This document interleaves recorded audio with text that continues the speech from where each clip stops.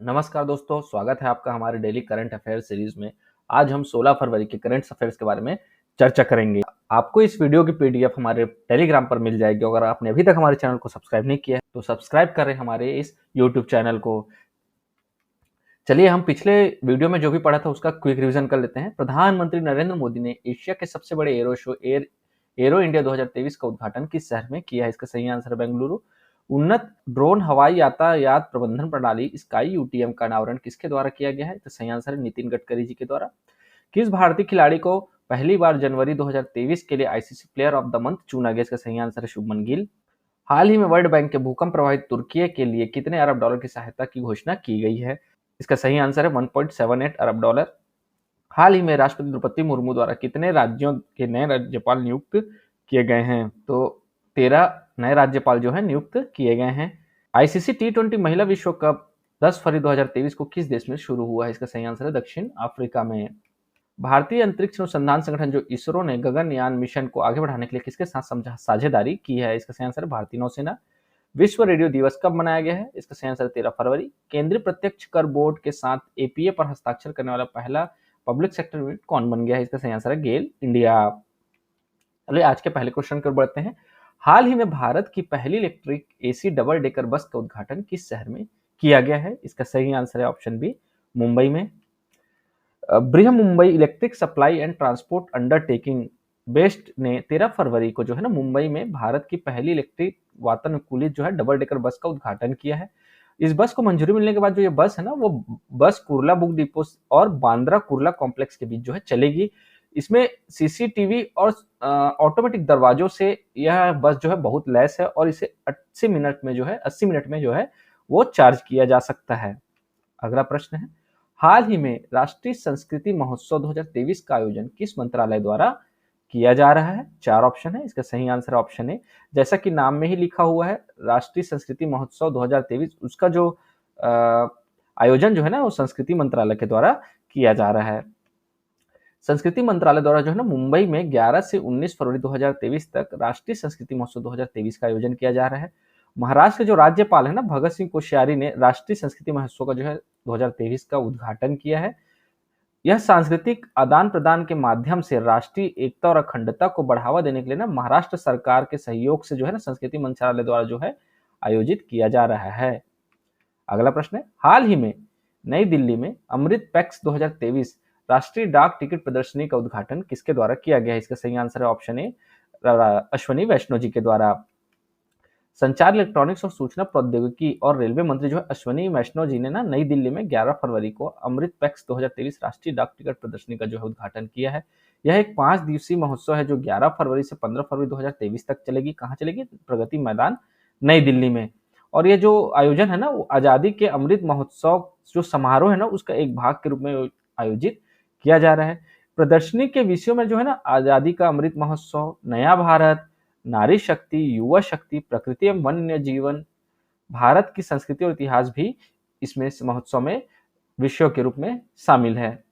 अगला प्रश्न है, हाल ही में institute of chartered accountant of India ICAI का जो नया अध्यक्ष है किसे नियुक्त किया गया है? 4 ऑप्शन आपके सामने, इसका सही आंसर है ऑप्शन सी अनिकेत सुनील तलाटी जी को।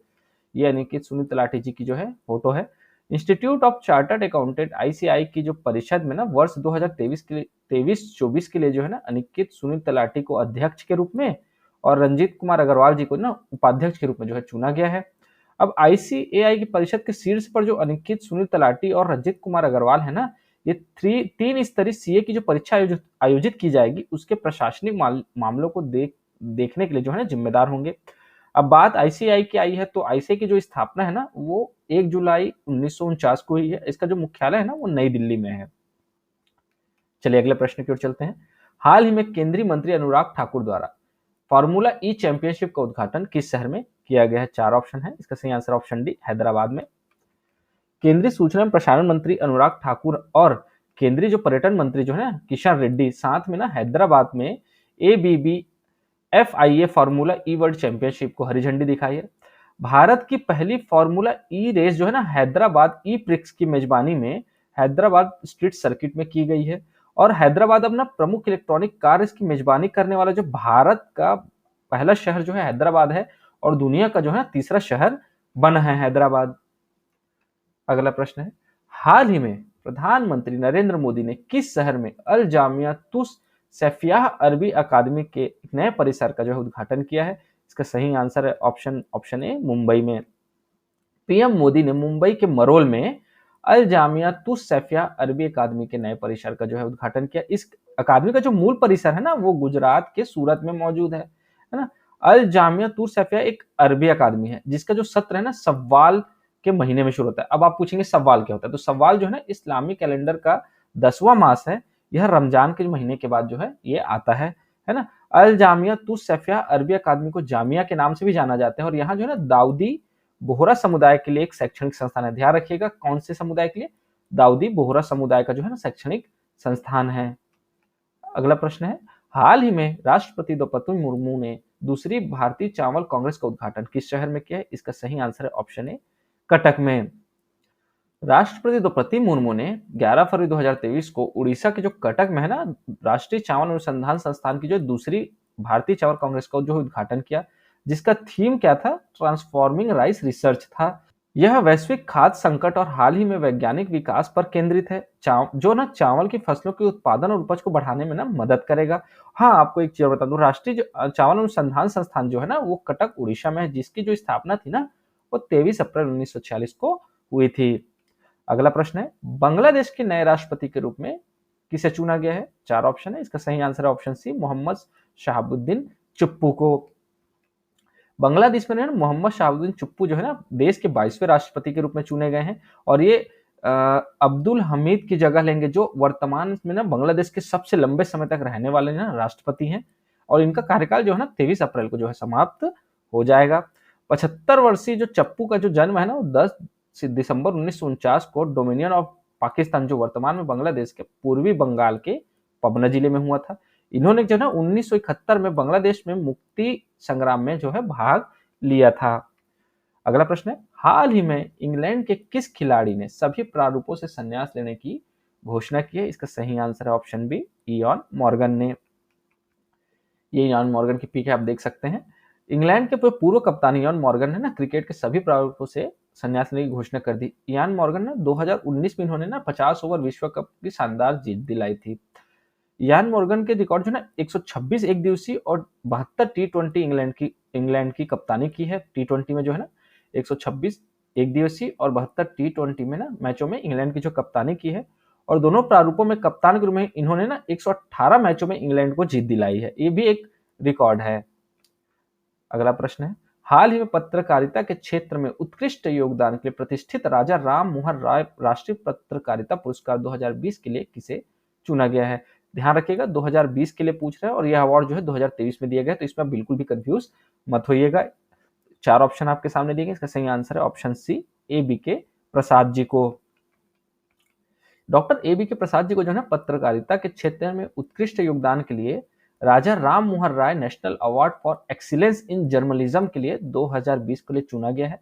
इनका पूरा नाम जो है ना डॉक्टर एनी भवानी कोटेश्वर प्रसाद है ना, जिनका पत्रकारिता का जो करियर है ना 75 वर्षों से अधिक का है, और इन्हें ना जो आंध्र प्रदेश में जितने भी पत्रिकाओं की मुख्य धारा में संपादक होने का जो है ना अनूठा सम्मान जो है प्राप्त हुआ है। 28 फरवरी 2023 को इनको नई दिल्ली में यह पुरस्कार प्रदान किया जाएगा।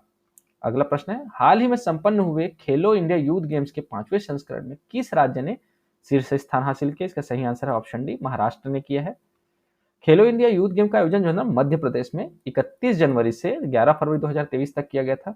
महाराष्ट्र जो है ना टोटल 161 पदक जीता है, जिसमें से उनके 56 जो है स्वर्ण पदक है, और तालिका में जो है ना स्वर्ण पहले स्थान पर है। और हरियाणा ने टोटल 128 पदक जीते हैं, जिसमें इनके 41 स्वर्ण पदक है, और पदक तालिका में दूसरे स्थान पर रहे हैं। तीसरे स्थान पर जो है ना मध्य प्रदेश जो है वो रहा है 96 पदकों के साथ, जिसमें उनके 39 स्वर्ण पदक हैं। और मध्य प्रदेश जो है ना मेजबान देश भी रहा है।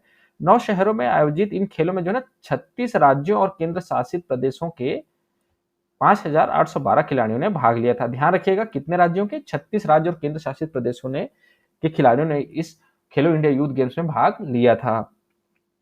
आज के लिए बस इतना ही दोस्तों। थैंक यू फॉर वॉचिंग और वीडियो। आपको हमारी वीडियो की पीडीएफ जो है टेलीग्राम पे मिल जाएगी। अगर आपने अभी तक हमारे चैनल को सब्सक्राइब नहीं किया तो चैनल को सब्सक्राइब करें, लाइक करें और शेयर करें।